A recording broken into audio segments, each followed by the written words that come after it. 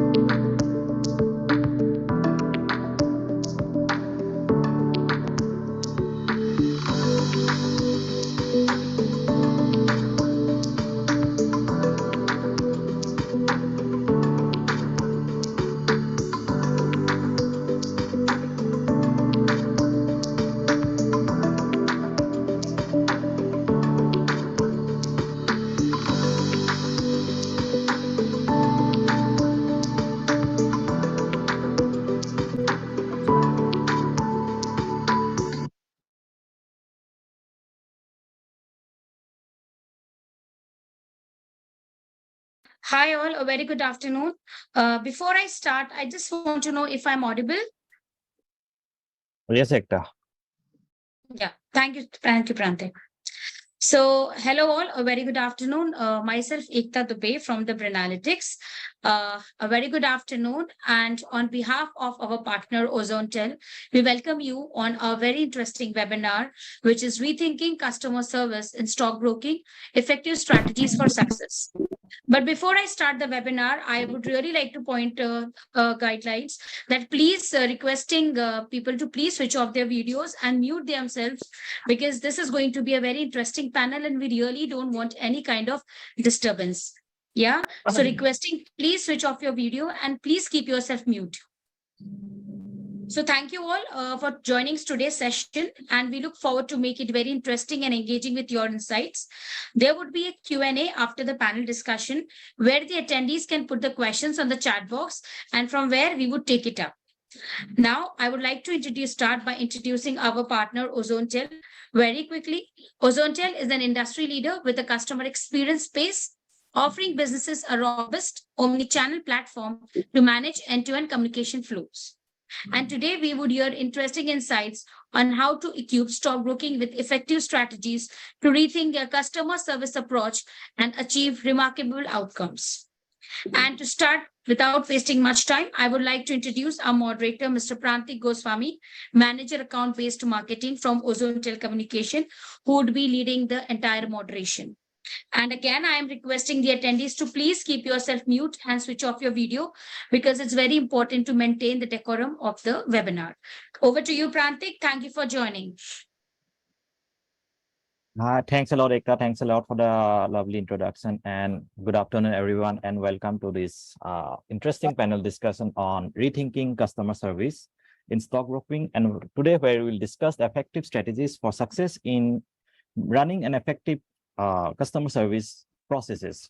But before I begin, I see that a lot of people under the name of Ankit Agarwal have turned their videos on. I will request them to please close the videos. I'll ask only the panelists to have the videos on so that there might not be any disturbances as we discuss. Yeah. So I'd like to introduce myself. I'll be the moderator for today. My name is Prantik and I am from the Ozontel marketing team. I lead the ABM process here. We are a cloud contact center and cloud telephony based service provider, and we have been here over 15 years serving some India's leading companies across industries. To start the discussion, before we go into the discussion today, I would like to let the panelists introduce themselves and give them a short highlight of what they have done in their careers. Yeah, Prantik, you're not audible. Hello. Am I not audible, Ekta? Hello. Yes, Prantik, you are. Ankit, I guess something from your end, because Prantik is quite loud and clear. Ankit,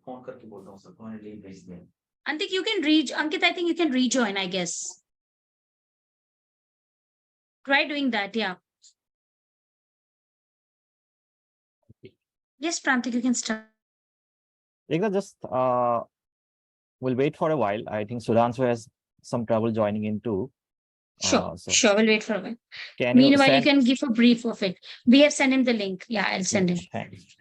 Thanks.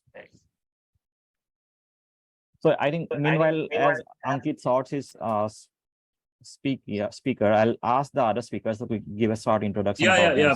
Prantik, you're audible now. So Thanks. What I'm saying is, I think the panelist link has been shared with my team. So I think Srishti is coordinating with Parshuram in my team and correcting that, because no worries. I think it's okay. We just need them to let them join by their name. I think my name is showing up. Yeah, I understand. That's true. In the list multiple. Yeah. So Ankit, what can we do? It's okay, they have joined what Prantik is saying. Just a request to everyone who has joined in the panelists, please keep yourself mute and switch off the video. And Ankit, I think Prantik will be putting you on the spotlight as a panel speakers. Yeah? Yeah.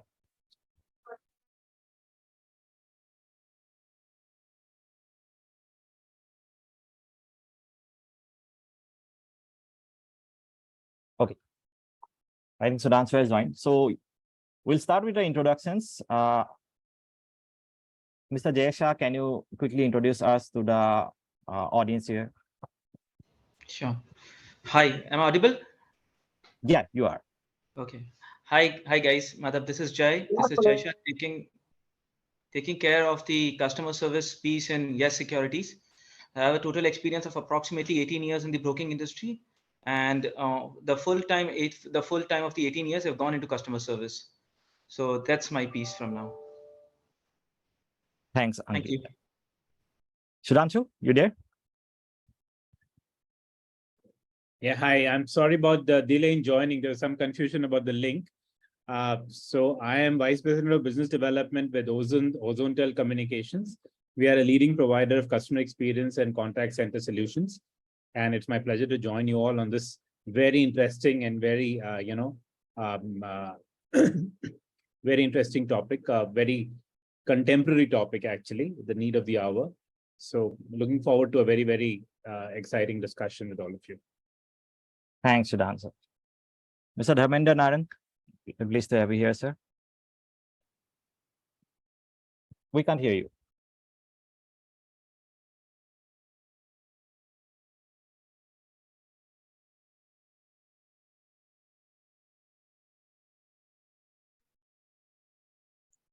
No.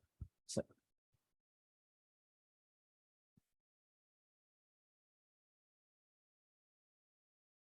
I think there's some problem with the audio. I think you.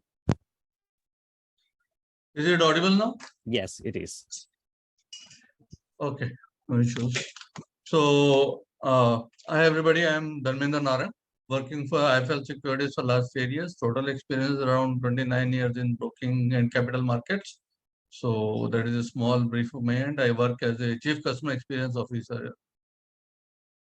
Thank you, Mr. Narang. Pleased to have you here and looking forward to insights. Mr. Sen, welcome to this panel discussion. Hi guys, I'm Arpan and I'm the Chief Technology Officer at Ventura Securities.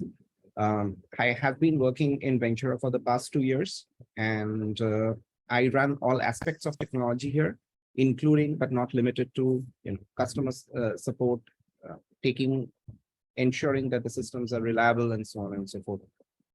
It's a pleasure speaking with all of you this afternoon. Pleased to have you in this panel today.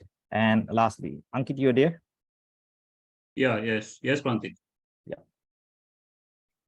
Yeah. So I am Ankit Agarwal, Director at Globe Capital.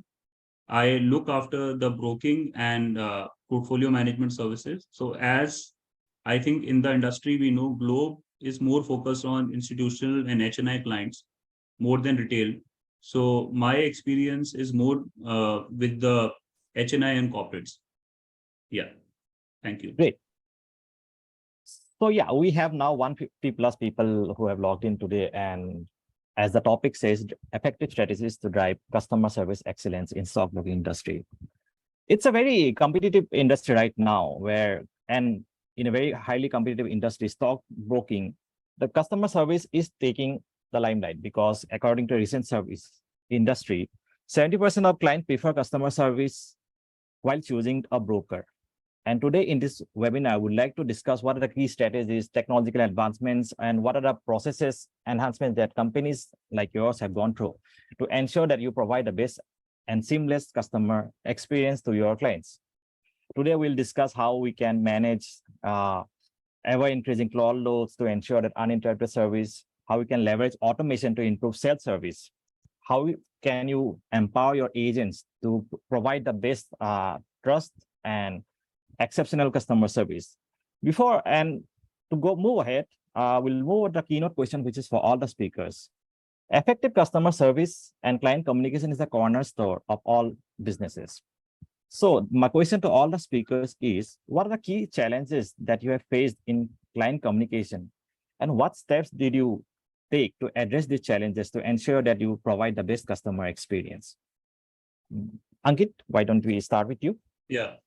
Okay. Thank you, Prantik. So first of all, I welcome you all of the attendees and panelists, co-panelists who joined with me. So I think everyone is from the stockbroking or stock market industry. I am myself from both broking and wealth management industry. So let me start on a positive note. I think India as an economy is in its best shape. The full potential is yet to be unleashed. As I was reading in a report by WEF, we are going to create 140 million middle income households by 2030 and 14 million HNIs. So from my point of view, the average growth of our industry will be more than 20% per year by revenues, and by number of clients, it might be more than 20%. So there is a lot of potential which is untapped, and we have to understand currently there are two types of brokers. One is a full-fledged broker who provides hand-holding, who provides all type of services to the client, who provides you wealth management, who will also file your return. So, and one is a proper online broker who is basically providing you paperless, humanless experience and based on AI and chatbots. So the thing I see with my clients is that there are totally two different things, right? So we in Globe Capital, we are a more traditional broking service where we have more clients which need physical hand-holding and clients who need to be navigated through markets ups and downs. Because you have to understand, when the market falls, if a client will ask some question and a robot answers, the client will not like it. Client will need some hand-holding. And many times what happens is in these markets, client says that sell all my holdings. Then you need some logic, some market outlook, some knowledge of research to help that client navigate through those markets. So I think one of the challenge you face in client communication in volatile times is this: when you have to make the client understand that this is the right thing to do according to the research and according to our view, and please don't panic and do anything. So I think one of the challenges is that, especially handling the clients in these volatile times. And I think one point which I really face is the training part, like for the KYC part, for the account opening part, and those challenges come. Plus, of course, the taxation part of it, and the communication to the clients about all these aspects is very important. Thank you, Ankit, for your views. Mr. Narang, your thoughts on this? Yeah, Prantik. I think Ankit has very clearly laid down the basics. So instead of calling it as challenge, I'll call it a strategy. So we have at IFL Securities various channels, whether it's one is B2B and one is B2C, and within B2C we have two channels. One is our HNI channel and another is the retail channel. So as Ankit already pointed out, that if you are talking about HNI channel, it is more to be do with the physical rather only digital. So where we need hand-holding, we need guidance, we need research, we need to guide them how to go forward. Though they have access to the online channel when they want to look at their reports, their performance, all these are available online. So, but at the same time, when it comes to decision making, financial management, then probably we require a physical touch of it. And similarly, if you talk about your retail channel, where we now in retail, you will find that people don't have time to call you up and find it out. They prefer to do it by themselves. The whole thing, the whole scenario has changed with the, I would say, revolutionize the automation. Everybody look at, they want to do it by themselves. So we focus on they can do it whatever is possible at their end itself. So they don't have to approach us to get the things done. So everything is online. So various channels. So we believe in omni-channel approach where all the channels are available. Whether they want to approach us through chatbot, whether they want to approach us through WhatsApp, whether they want to approach us through call or email, everything is the backbone is same our CRM. So there is a consistency in experience, consistent touch points. Whichever touch point that he comes through, he gets the similar experience, and he doesn't have to repeat the things. He doesn't have to say the same thing again, and the agent has a view of what all is happening. So that is where we can control the experience to the customer. That is the most critical. And second is the thing is where you talk about the first touch point. If it is a HNI customer, your front end team becomes very critical. Your RM become very critical. Their training becomes very critical. So that is one channel, communication channel, which is very, very critical in terms of having the sales done. So both the pieces in terms of service, I call it service, are the two touch points, basic touch points, front office from the sale and service perspective, and the customer service touch point from the service and sales perspective, because even once you provide a better service, cross sell becomes much easier. So that is the relationship we have to maintain. So this is my take on the challenges, if you talk. Some very key insights by both Mr. Agarwal and Mr. Narang, and on the types of brokers and the type of clients they deal, also the various touch point, be it an offline model or a digital model or a phygital model, which and how the strategy changes. And we'll definitely go deeper into this as we go and discuss today. Next up, Mr. Sen, your thoughts on the same? Sure. See, my co-panelists have laid this down very beautifully. I'll just add on a few more things. See, if you take a look into the age profile of the market participants, you will see that, it's generally trending that increased participation in the market is coming from people who are between 18 to 35 years old. And these are people who are born, a distinct number of these people are born after 1995, after 2000, and they really have, they are all digital natives. Okay, they can't even probably imagine a life when we didn't even have mobiles. For them, getting things instantly, getting things available at right when they need it, they expect the broking firm to be there at that point in time. You need to be where your customers are is the very common adage. So, that's what we are looking at in Ventura. Our presence is omni-channel, but we are increasingly seeing that, the customers prefer reaching out to us on, typical digital mediums like WhatsApp. There's always, a certain amount of people who are comfortable in using the call and trade or the telephone lines and so on and so forth. But there is the younger people, they distinctly prefer moving into completely digital modes of transactions and commitments. And that's where also the challenges come in, because see, as the client base is growing, there is an increased pressure on the technology systems to basically scale up as the clients, as the client base grows. Okay, the technology needs to elastically scale up.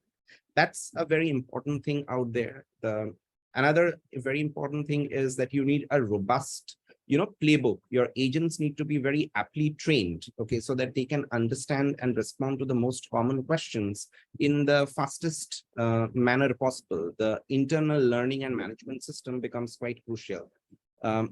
And if not, then there is going to be obviously more time to answer questions, and without a proper tracking, or the tax, that how long did it take to resolve the customer queries, etc. Those things become, service quality eventually degrades. So, I would say that, the customer base is growing. That's an opportunity to improve our services. It definitely puts a pressure on technology, because that needs to grow elastically as the client base is growing.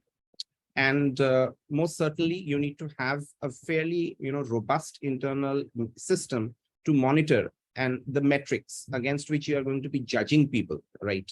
How satisfied is your customer? What was the resolution like? Could the customer not have figured this out on his or her own in the app or in the website? Why did it take the customer to reach out to you? And if the customer did, how quickly were you able to turn things around? And if you were not, then how quickly were you able to come up to a resolution? So I think that's where I'd say where the most challenges come in. The scaling up of the technology is very crucial. Absolutely. And this is what technology has also helped us solve. And with total analysis of what are your average handle times, how quickly your agent has been able to sort a query is certainly a key metric for customer service. That's Mr. right. Mr. Shah, I hope you heard the question before, because I saw you were out. So Yeah, we were I discussing can challenges. you just pardon me the question, please? So we are discussing what are the key challenges with respect to client communication, and what steps did you take to address these challenges to ensure the best customer service? Right. So basically, the customer service. Thank you so much for your question. Repeating the question. No worries. And yeah. So basically, customer service has become an integral part of every business. I would say, although it has taken the non-strikers end most of the time, but thinking of the business growth, the customer service will soon becoming the front foot player in the terms of business players. So there was a very interesting incident which happened with me a couple of years back, when a guy approached me from my team stating that sir, we are at 98% even TAT. We are resolving the customer queries to the app. We are providing the every solution. Then why is it that the forefront or the footage is always given to the dealing and the sales team, and why not the services and the support functions? So it's very important to understand your role in what exactly you're doing. So what I asked him that, what was your exact nature and what was your preferred sport? So he stated, it's cricket. So I told him that, if in cricket, if you are comparing Tendulkar along with Rahul Dravid, you need to understand that, Tendulkar will take all the footage, and rightly so, because he deserves every bit of it, and not Rahul Dravid. The only thing when Rahul Dravid will come into picture is when, Tendulkar will not be hitting or will not be scoring good. So only then, when you realize that, Rahul Dravid has to become the front foot player in terms of becoming the aggression, in terms of aggression. So basically the role, let's take an example of this particular lockdown, wherein, the dealing was not happening, the further sales was not happening. That's when, the customer service took the role of a Tendulkar or a Kohli. And, the sales team took a role of a dealing of this guy, Rahane, or a Chiteshwar Pujara, or a Dravid. So you need to understand your role, that, somewhere of the time you will get that opportunity wherein you are the front foot player and not the back foot player. But most of the time, yes, you will be the non-strike at the non-striker's end, and you need to perform it from there itself.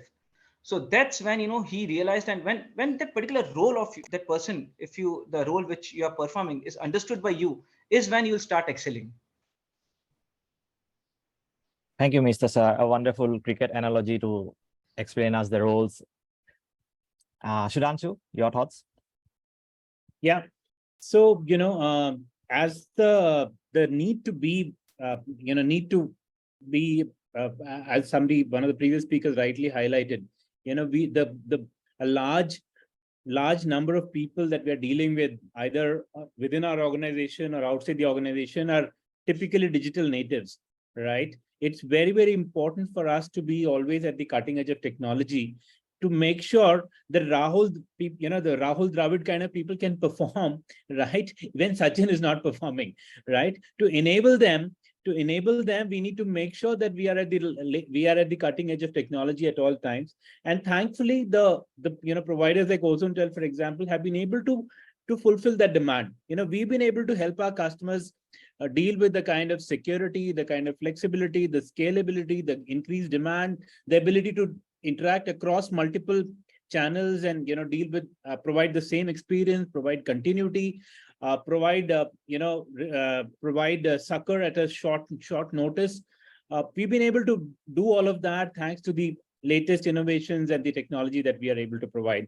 And I'll be very happy to talk more about it, but then I don't want to hijack the whole conversation about stockbroking and related subject to our own technology, but happy to talk more about it as we go along. Thanks, Sudhanshu.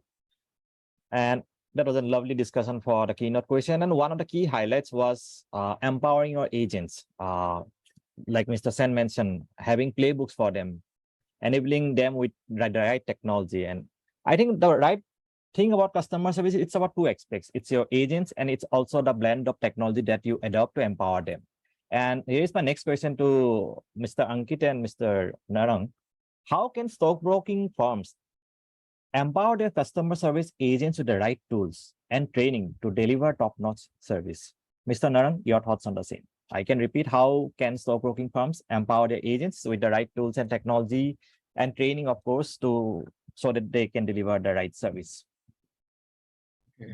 Now, see, agents are the most crucial piece in the whole gamut of things when you talk about service. Okay.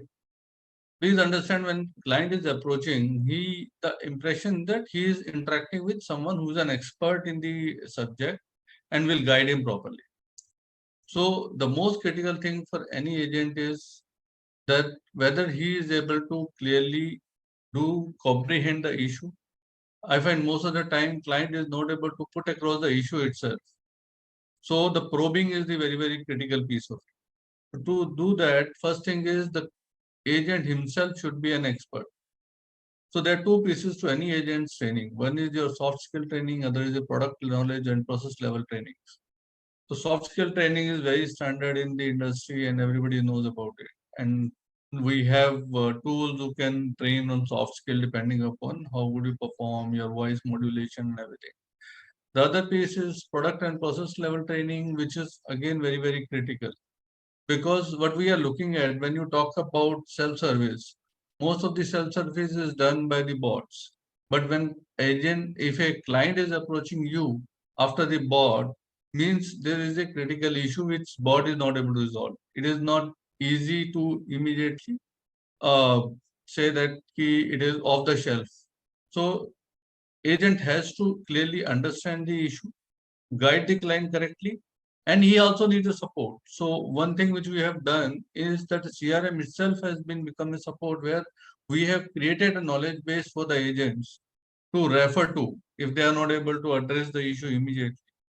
One is they can go back to the client, but the best client satisfaction is when you have the first time resolution on the call itself. So there is no trail, then you don't have to check, go back to him. So to have a maximum FTR, the best part is that agent should be provided support immediately.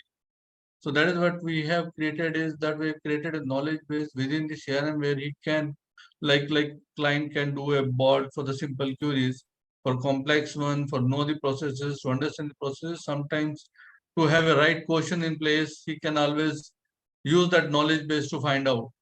So that first thing, he should understand the query, and secondly, he should provide the correct resolution. So both pieces can be addressed, one when he is expert. Otherwise, even if it's a new agent who is just trained, put on the floor, very important that he has immediate support available, because your floor manager, team manager will not be available all the time for the support. So your terminal itself should provide that support to give a best of the experience. Because at the end of the day, what client carries your experience, you give it on the first time. So that is my approach, how we deal it here. Thank you, Mr. Narang. And we totally agree that having a knowledge base is very important. One thing we also call in our industry is having a 360-degree view of the client, the history, complete history. Yes. How often do they call? What are the usual queries in? Or even if it's the first time, can your knowledge base help them? Ankit, your thoughts on the same? Yeah. So just to continue from what Mr. Narang said, I think empowering your RMs, empowering your customer service agents is the most important thing an organization has to do. Because see, my team represents my views. Ultimately, it all goes down from top to down, right? If they won't have the right training, then it won't go down to the clients.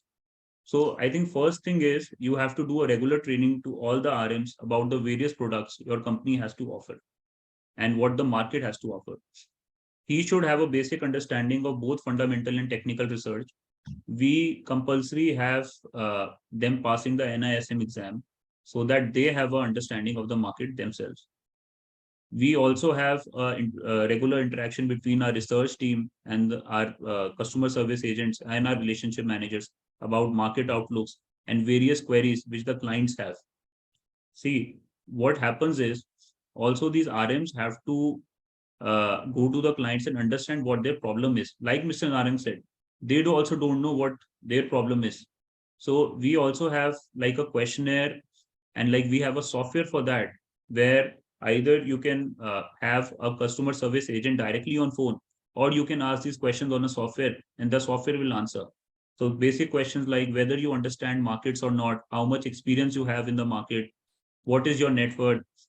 We also try and make a IPS, investment positioning statement, where we ask that how much investment you have in equities, how much investment in debt, what is your risk and return requirements, do you have any liquidity constraints. So all these things we also train our RMs, because see, these RMs are not customer care agents. These RMs are wealth managers. Our customer executives all are wealth managers. Ultimately, their aim is to build wealth. Their aim is to build retirement corpus. So if they won't understand all these technical things, then they won't be able to communicate. Like Mr. Narang said, one is soft skill. Of course, communication both in Hindi and English and any other regional languages is very important. Number two is the technical part of it. For the technical part of it, we try to empower our RMs by regular training, regular feedback. I think feedback is very important, because many times what happens is we don't have those queries taken care in the training. We ask our RMs that what actually queries are. We have a regular meeting with the RMs and we ask what is the issue of a client, and then we try to incorporate those issues which could come up in the training material so that it could be resolved automatically. So I think this is very important, because ultimately you are not the RMs are representing your company. You cannot represent your company everywhere. True. Right? Just curious, how important are features like call recording or speech analytics helpful in this QA? I know they are mostly used for your QA process, but do they also help in the training part? Supposedly a new agent comes in and you can go through his recordings over a certain period of time. And is there also a part of your training process at your organization? Yes. I think it that is the base for the feedback. If when you hear a call recording, then you can give feedback to that customer executive, and that is the base for the feedback. So I would like to add here is that your speech analytics can play a big role in terms of because it is not practically possible to check all the recordings. True. So if you can check the speech analytics through speech analytics, which are the calls where probably, because today we are doing quality check. Quality check is on random sampling basis. So it is a very good tool in terms of training the agent. Okay. So that can be a post facto thing that you understand how he has interacted, how he has understood, how he has realized, and where are the weak areas where you need to train the agent. Okay. But important thing is to figure it out which are the calls where client was not handled properly, which could be possible escalations, where True. client was one have a high pitch, or probably agent has lost his temper. Agent has Absolutely. gone to the high pitch. Your sample recording will not do that. So Yeah. that is where I think speech analytics can play a very big role. I think that is a good point because ultimately those are the recordings which will give you a better feedback and which will help you train the RM in future about those situations. Very true. I think speech analytics has a role to play in all industries wherein the pitch or the tone of the agent, the tone of the customer, if there are escalations which the agent has not been able to sort it, and it can go to a different team. Definitely. So Move- basically, the sampling should not be a random sampling; it should be a stratified sampling. Is the whole idea behind it, so that the outcome of that particular entire thing or the quality comes in a better way to the customers and the customer service people. Thank you, Mr. Shah. Moving ahead, a substantial volume of business is handled over telephonic communications in the broking industry.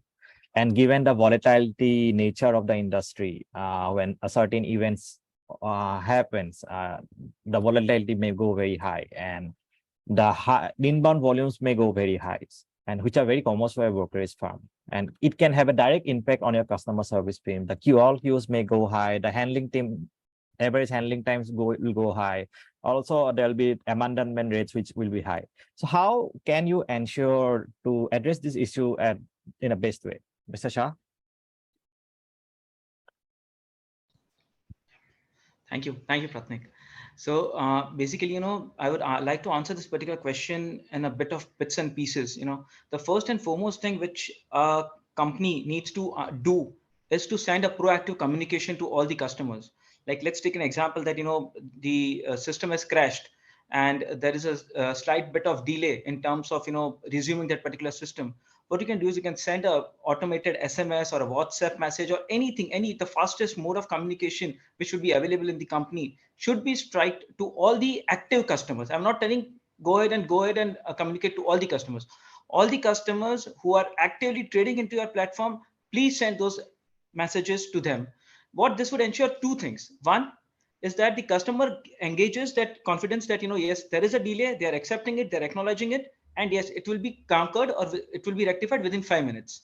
And the second thing is it will refrain the customer from calling your call center.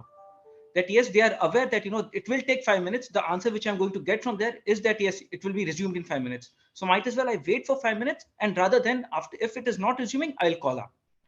So this will do two advantages in case of proactive communications. The second thing is, multitasking your agents in terms of BCP or anything. Let's take a business continuity plan or anything.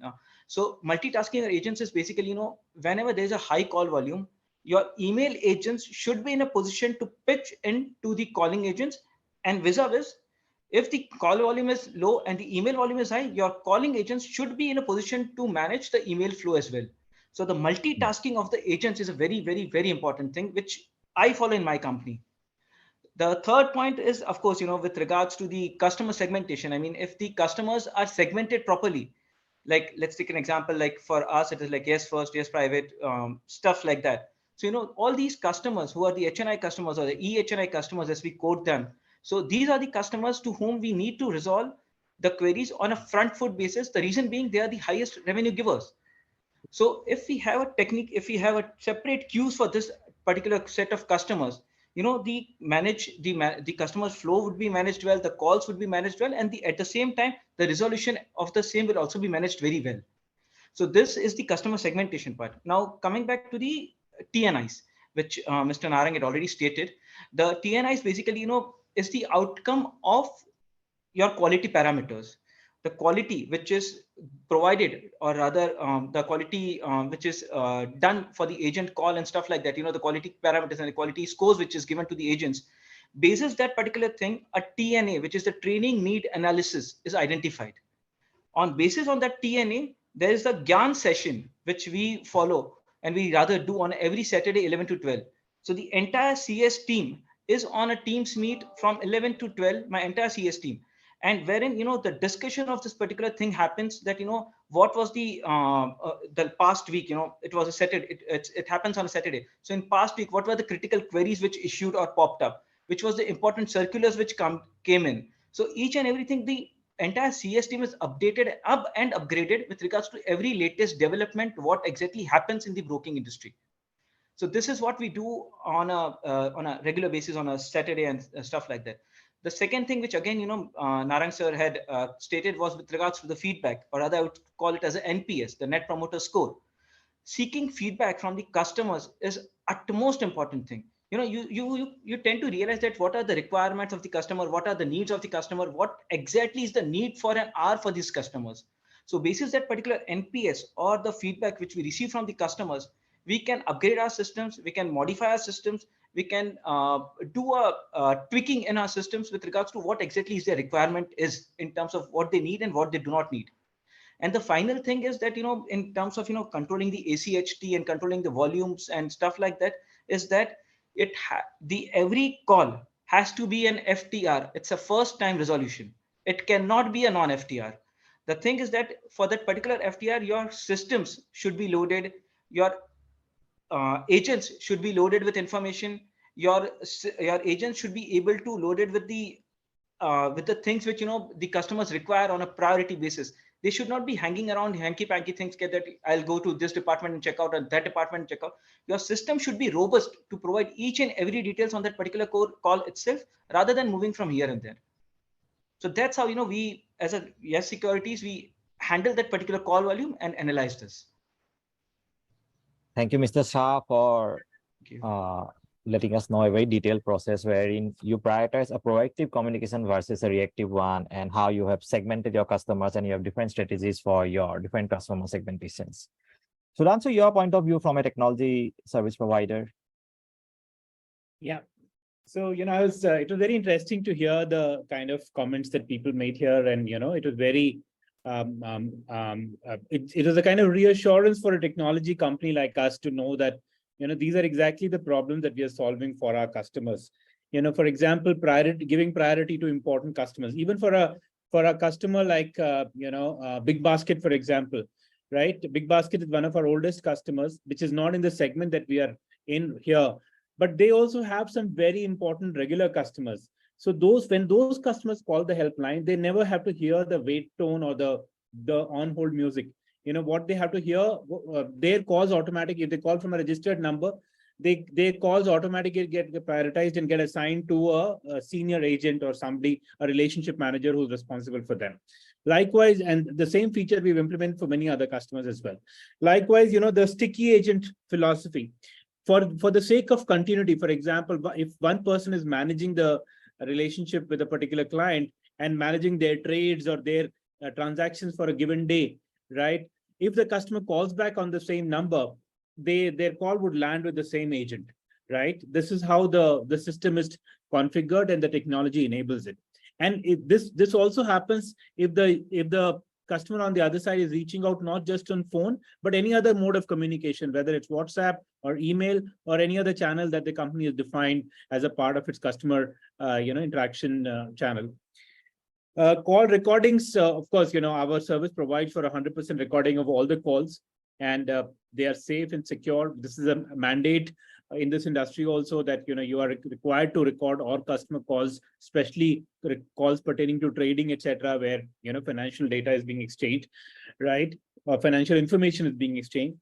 So that recording is there, and our two product that the product that we have in the area of speech analytics and QA, there it enables an organization or a service provider to audit 100% of their calls. Otherwise, if you're doing it manually, we've seen the best of our customers are able to listen to or manually audit only about 5% of calls. Whereas using an automatic tool which is based on AI with the self-learning algorithm, you're actually able to listen to and audit 100% of your calls for sentiment, for use of words, for tone, for the right accuracy, etc., whatever parameters you define. And this happens across languages. So these are some of the new developments, new or rather more in line with the times kind of developments that we have incorporated in our offerings. And I think these are things that are going to become the norm of the industry, especially this industry going forward. Thanks, Sudhanshu. Moving ahead to Mr. Sen. Automation has proved to be a valuable tool in the client communication to tackle the volatility of the market. And how do you think omnichannel automation can streamline customer services in scenarios where the volatility is high or when you have clients reaching out to all channels? Like, you're on mute. My bad. That's a very good question. Thank you for that. See, I have a couple of points to make here. First and foremost is having a single 360-degree profile of your customer is extremely important. Okay. Now, you may choose to have a single piece of software for this, or you may choose to have a collection of software which speak with each other. You may choose to bump it on into a single CRM. You may choose to use a couple of internal tools, external third-party providers. But having a single 360-degree profile of your customer is extremely important. Okay. If a customer is reaching out to you, you need to understand, where he or she is essentially coming from. It could have been that the person was probably trying to get a capital gains report, or was trying to understand some transactions, or the ledger balances doesn't seem to be accurate. Maybe there were some WhatsApp follow-ups, or maybe the person has written some email. Maybe the person did call up your call center a couple of days back, and the response was probably not to his or her liking. Maybe some internal support has already sent some emails and so on and so forth. But understanding where the customer is coming from very quickly with a single 360-degree perspective is extremely important when you are actually responding, which basically means that you must have a robust backend, which is basically, can very quickly give agent a reasonably good view of where the person is essentially coming from. Okay, I'd like to highlight that, this is like extremely crucial. The person may even be reaching out through, mobile apps, maybe raising a support ticket, or may not be even a support ticket. It may be a conversational chat, trying to understand where the person is, or is this a fresh piece? That requires that is an extremely crucial, because if something already has a context, you would probably want to redirect this to somebody who either knows the context or is senior enough to handle the context. Probably junior or relatively junior staff can handle the newer issues, so as to speak. It's also very important to have a general understanding of where this client stands in terms of trading relationship. Okay, if let's say that you generally have been able to detect that this issue is let's say pertaining to there can be lots of different kinds of trading that people engage in, complex strategies, or if the topic itself is suitably complex, you would probably want to have more evolved agents who have been here for some time, understand the finer nuances, be in a position to respond. The third thing is, see, the industry is evolving at a very fast rate. We have a very strong regulator in SEBI. Regulations keep evolving themselves. It's very important for the agents and in general everybody in broking to be abreast with the regulations that are coming by. We have something or the other improving every couple of weeks, months, and so on and so forth. Having a detailed understanding of where the regulations are going, what is or what is, let's say, if this is something that is going to impact the clients, or if this is something that has an impact on something that person is going to see on the app or on the website, these are kind of a very crucial piece. You must be remembering the peak margin calculations, etc., the rules that SEBI changed, and so on and so forth. Now, those are all, very, very important things, keeping abreast with what the regulations are coming by, ensuring how these requests get directed to people who can probably answer them the most, keeping your internal systems abreast. If these questions come by to your automated channels, you should have a way to respond back to these via the automated means. But most importantly, the single 360-degree profile of the customer. That is what is, I would say, the most important piece. It really helps, in reassuring the customer that, okay, things, there is somebody who's having your back. Thank you. We totally agree having a 360 degree, which is the key of your CRM integration with other tools like your communication tools really ensures that whatever calls or communications coming on for any channel, they know what the history is, and it also helps in a faster resolution. That's right. You spoke about compliances, and my next question for all the speakers is about how do you adhere to the SEBI guidelines or compliances in order to safeguard investor interest? Like we know that at top level, there are mandates to mandatory record the calls, data storage and all. How do you ensure a secure and compliant workflow in support teams while adhering to these guidelines? We have examples of remote working environment. We are using bots. There's third-party technology teams coming to support your support systems. So how do you, in this entire mixture, how do you ensure that you adhere to the guidelines? Mr. Naran, your thoughts. You are on mute. You're on mute. Sorry. No. Okay. See, if you look at the basic level that everybody adheres to the rules of the exchange, that goes without saying. I would prefer to look at it beyond that. See, if your recording is compulsory, it's compulsory for everybody. But what we do at our end, we even implement some analytical skills to it. Suppose you figure it out, there are scenarios where something can go wrong. So basis on those scenarios, various scenarios, we create an analytical model, we throw out the data saying that this could be risky transaction, risky trades. So we go back to the client and speak to them, they are aware of it. That's one such example. Secondly, obviously, the communication is one piece which is mandatory, like pre-trade confirmation is mandatory for everybody. Over and over that, even if someone is trading through an RM, we give an online messaging system where he immediately get to know which all trades have been placed from his account, or which a trade got executed from his account. So he get online information. So SEBI has given a framework. SEBI has given good to have. For us, important is the trust. So how to build on that? See, everybody does everything, but we try to build on that trust. Therefore, we do few things which are beyond it. So he understands that what we are trying to do. Even if what we do is all trades which are done by probably by relationship managers, we send at the end of the day a call to the client that whether they are aware of all the trades on his account. So there is no piece where it could be later there could be a dispute on that. So that is the primary focus. That trust with the client is maintained. So that in stock market, that is the most critical thing to have. And then we come to relationships. So that's it. We go one step further, use analytical models to figure it out if there could something can go wrong. If we get in data, we from HO itself directly get in touch with the client to figure it out if everything is fine. So that is how we deal with the requirements. Thank you, Mr. Narang, and totally agree that trust is very important in this and you can only communicate that you are trustworthy or your organization is trustworthy to security compliances and proper communication at all levels of transactions. Yeah, because we have separate CISO, separate security team to look at the data security, system security. All those are mandatory.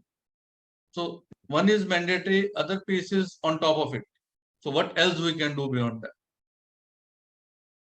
Ankit, your thoughts? Yeah, so totally agree with Mr. Narang on this. I think every one of us in the industry, we are the most regulated industry. So all the compliances, the minimum requirements, I think everyone is following. And the analysis part of it is very important, because ultimately you have to also understand that we have our certain risk parameters, that some trades might be risky, some trades might lead to a potential loss when the markets are volatile. So you also have to train your RMs for these type of situations.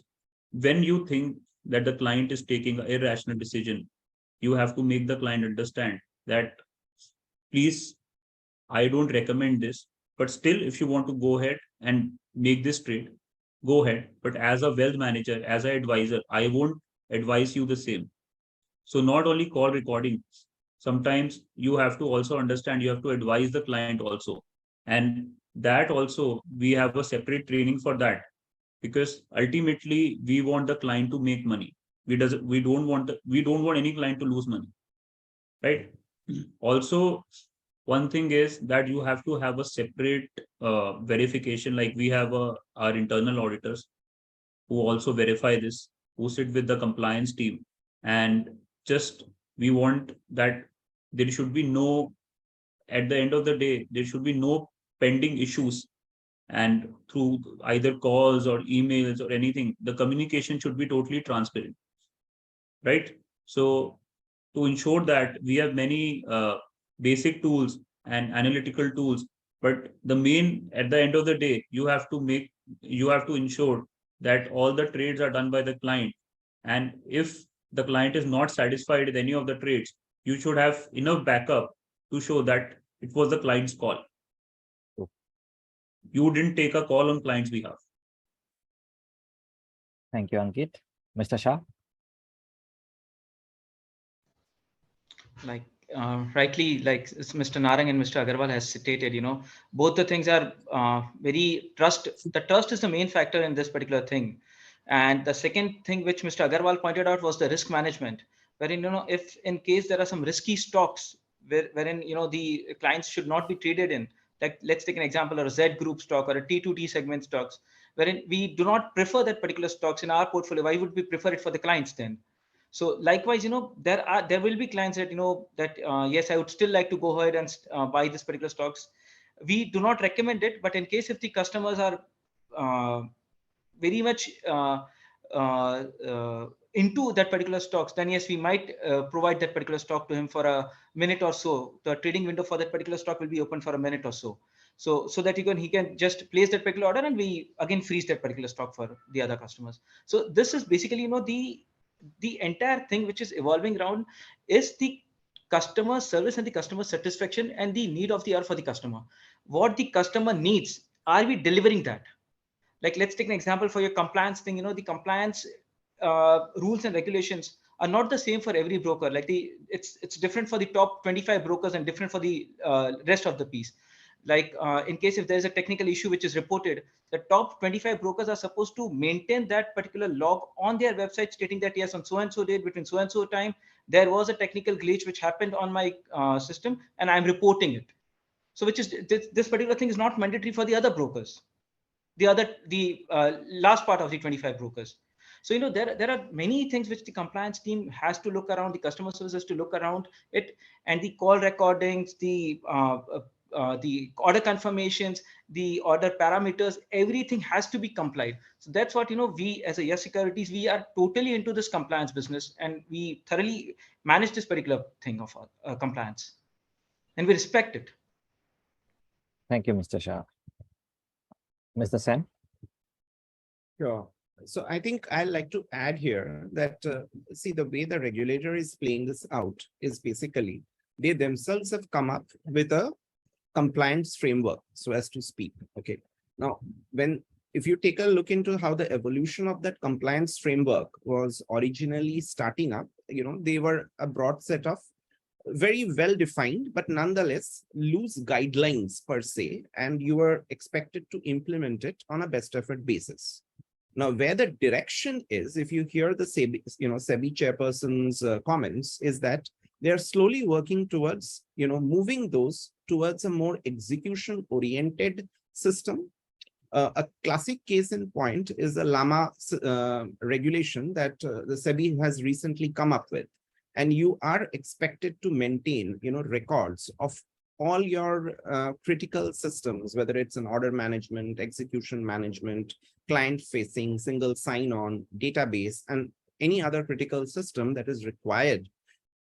Not only that, the more systematically important QSBs, or the qualified service brokers, as the regulators call it, they are required to continuously send these records to the SEBI's internal systems every couple of minutes. And any time there is a issue, SEBI can pull those records up. Okay, that is the level of automation that we are looking at in this industry. And it's a very I would say it's an extremely encouraging sign that the entire compliance process is getting a pretty strong technology push from directly from the top. So the brokers are complying, and over a period of time, it will certainly result in better compliance systems, because the regulator is now defining the rules of execution, not leaving much to imagination. So there is a consistent and well-defined rules by which you will have to play against. Thank you, Mr. Sen. Sudhanshu?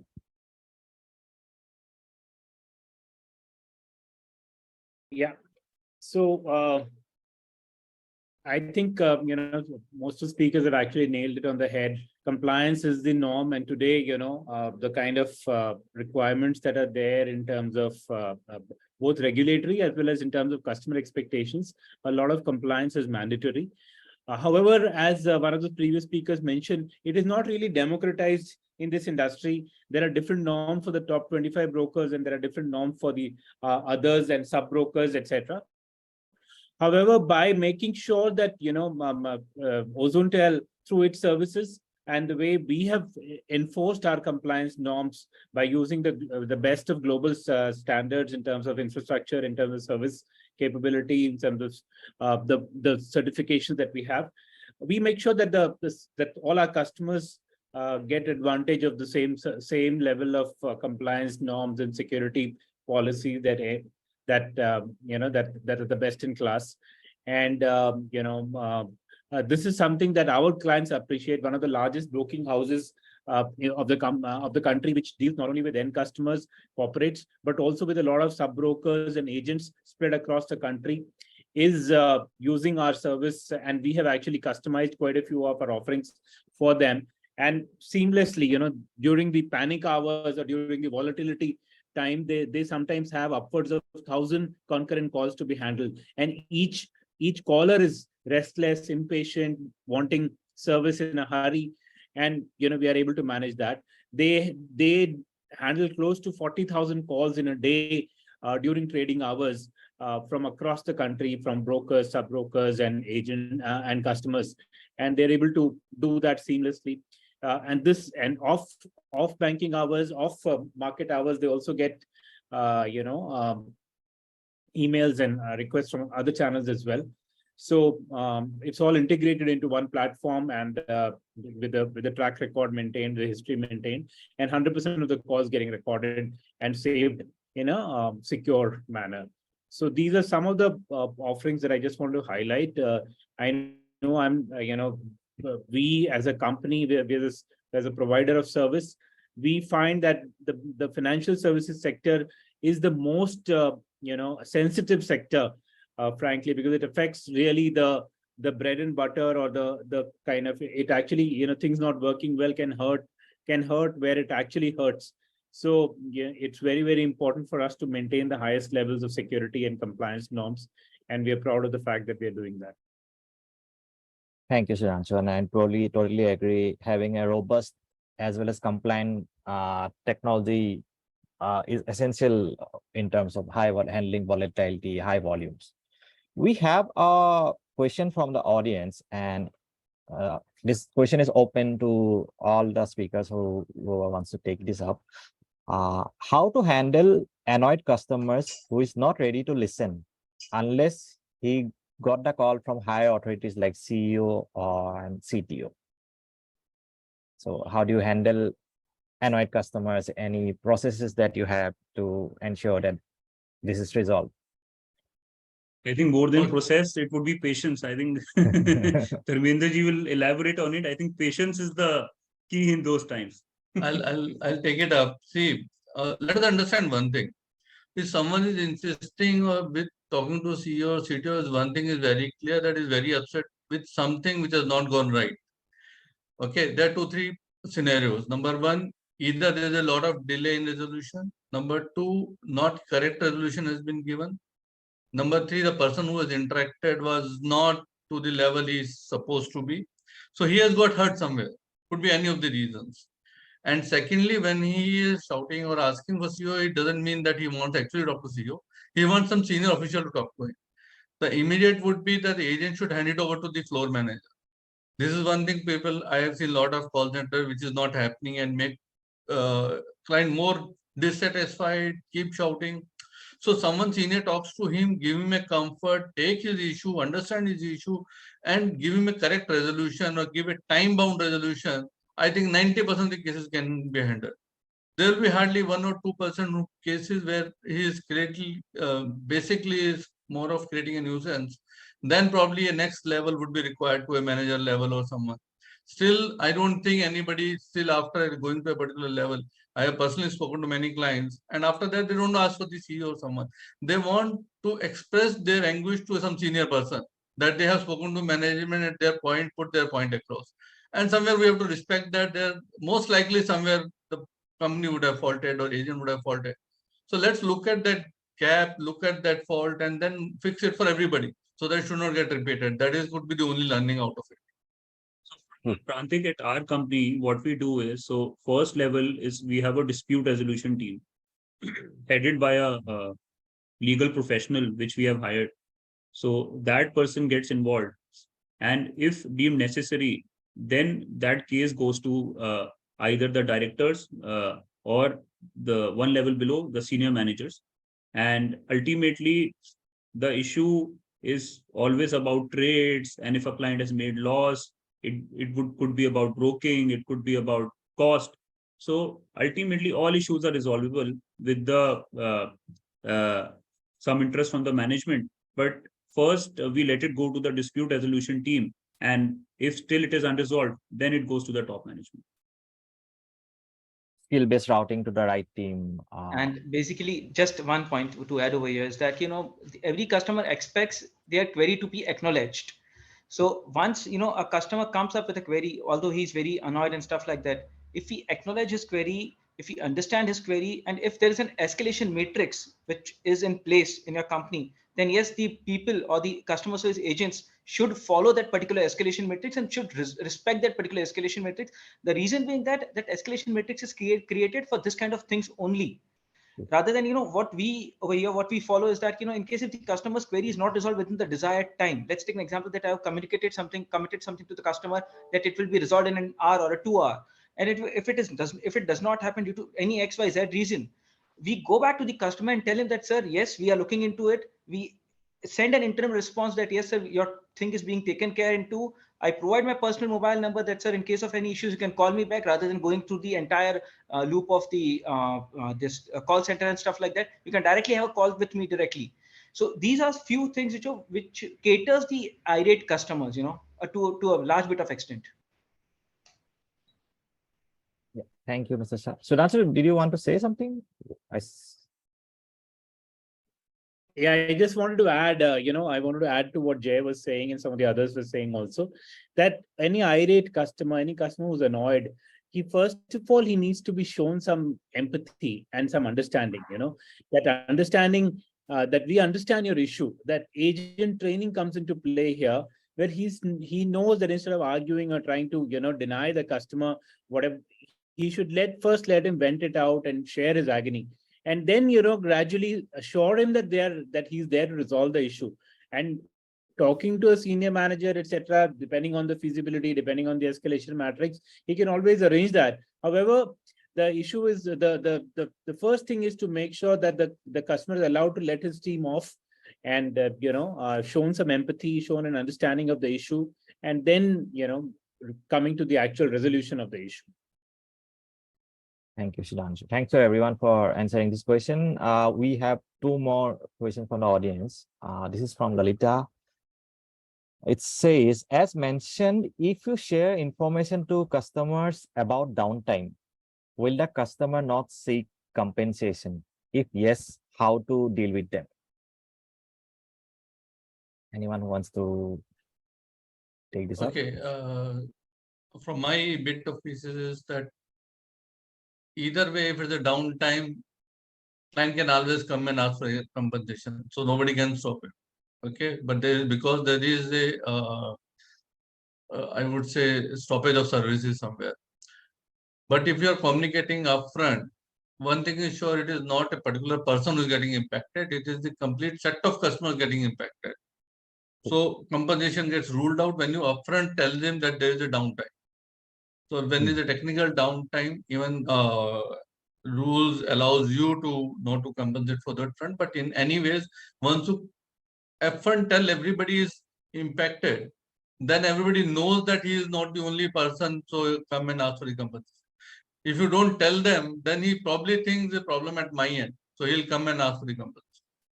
So it's better to communicate and be transparent rather than keeping to yourself. Let the people come and then I'll explain, which doesn't make sense. I think what NSE and BSE does is the same. If there is a downtime or if there is a technical issue, they inform all the important clients, important brokers, and we don't seek a compensation from the exchange for our loss. One more question that we have is, how do we decide from which customer we take the feedback? Sometimes the query takes long to resolve, then we will not get a positive feedback. I think we should take feedback from all customers, but yeah, Yes. I think it is important to get a negative feedback rather than positive one. If you're getting negative feedback, that tell you where you are failing on. So failures will take you to the success, not the positive feedbacks. Absolutely. I think that's it for the audience questions. We'll move ahead to the last closing remarks, and we would want to hear from all the speakers in what does the future look like in the stockbroking industry? Can we expect stockbroking firms to deliver a true omni-channel experience to customers? Yeah, so I'll just start. Yeah. So like I said in the starting, I think there is a clear, so in the last 5 years, there has been a turnaround with the entry of the discount brokerages, and the focus has become on UI, providing services through phone, WhatsApp. And so one thing is that you have to understand, during COVID times, we jumped from 3 crore investors to 12 crore investors. Majorly, these investors are from 18 to 30 bracket, who are totally dependent on technology. They will just take up their phone and either they will trade on the Bitcoin, either they will trade on the markets, or they will go to some gaming fantasy app. Like I said, I think yesterday I read there are about 160 million Dream 11 registrations, so 16 crore. I think they have beaten us. We are only 12 crore as an industry. Dream 11 is 16 crore. So I think we have to take quite a chunk of it. And so personally, I am very bullish on the industry. I think we will grow crazy, more than any industry, I think. And the more we grow, the more markets will grow, the more your Nifty and Census will grow. And of course, it's a chain. If the markets grow, then there will be more investors coming in, thinking that they can also join in the party. And I think the industry is thriving now, and industry will thrive even better, I think. And also, I'm very bullish on the 2024 elections, that it will be good for the markets. So my outlook is very positive. Thank you, Ankit. Also, as a budding investor, I'm very happy to hear that. Mr. Narang, your thoughts? Yeah, actually, I'm very, I think for all of us, it's a very exciting time, honestly. That I think that is the only positive which has come out of after the corona. That markets have moved very good, and very importantly, the technology has moved very fast. See, we have moved I would say there's a complete revolution in terms of usage of technology. You look at mobile apps, trading on mobile apps. There, people have modified it, make it simple. Now, trading has become, it's like, as you said, it could be a gaming thing only. But very important is how we add value to that. As Ankit has already pointed out, the very important is the research piece of it. The people should not game in the stock market, but should earn the money by understanding it and use advisors to do that. So they have to understand the important bit and pieces of it. So that is very, very critical, and technology is playing a big role. See, we have moved from only mobile app to servicing on WhatsApp, servicing on voice bot, and we never know how fast the metaverse is coming up.